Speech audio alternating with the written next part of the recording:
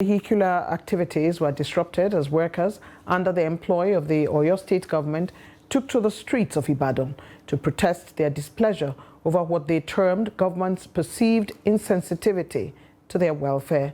Led by labor leaders, the aggrieved Nigerians promised to totally paralyze economic activities within 24 hours if their demands were not urgently looked into. Here's that report. It is a total shutdown of government activities as workers in the Oyo State Civil and Public Service laid siege at the entrance of the state seat of power, barring visitors from gaining access to the facility. We appreciate the harmonious relationship we'll be having with the government, and we wouldn't want that to be jeopardized. We observe that a lot of misgivings, misrepresentatives has been happening, and it's created a lot of distortions between us and the government. So the labor leaders met and we decided we want to have a roundtable talk with Mr. Governor. Many of our agitations have been misquoted to him. Pensioners in Oyo State, they are really suffering. I can tell you authoritatively that there are some pensioners that are still collecting 300 naira per month. Please, I would like to repeat that, 300 naira per month for some pensioners. From where we are standing here in Secretariat to bus stop, 350 naira will not take you, whether it is on Okada or Keke, to and fro. The aggrieved workers kicked against the inability of government to properly review salaries and pensions, no remittance of deductions, amongst all the contentious issues they said have made life unbearable for them. What we want is government should come out, most especially Oyo State. It's very unfortunate that Oyo State is a space state. Yes, we are still lacking behind. The government should be sensitive to our plight, in the sense that how are these workers coming to work every day? Most of them trek kilometers before they get to their place of work. There's no pensioner in Oyo State that does not have areas of pension and gratuity to collect.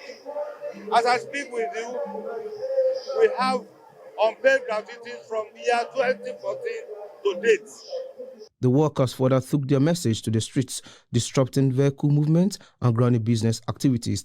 Armed with placards bearing various inscriptions, they called on the government at all levels to put the interests of the ordinary Nigerian at heart. So we are out telling the Oyo State government that for as long as you deduct salaries of Oyo State workers without remitting to their various cooperative societies, without remitting check-off dues to the various trade unions, you are a rogue government. Meanwhile, Special Advisor to the Oyo State Governor on Labour Affairs, Adebayo Titilola Sodo, has assured workers of the government's commitment to their welfare. The former Labour leader was reacting to the protest embarked by the workers in the civil and public service.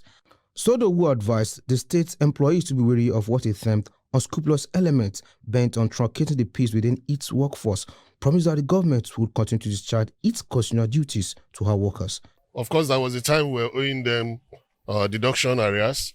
We had 6 and 4 has been paid since last week. So I wonder why anybody will now go on the streets for something that you have already received. And when we are talking of review of pensions, this government met several areas of entitlements on ground, which we have cleared. Some people are claiming that someone reviewed pensions for them sometime. That person never paid. It's this government who came in and started paying the reviews they got then. And the government is not ready to do a review that it will not be able to meet. These concerned Nigerians have also raised questions about the sincerity of government in its handling of the removal of subsidy on petroleum products, which has further impoverished more Nigerians. They say they will not fold their arms and watch the lives of Nigerians' best brains stuffed out due to government's alleged insensitivity and negligence.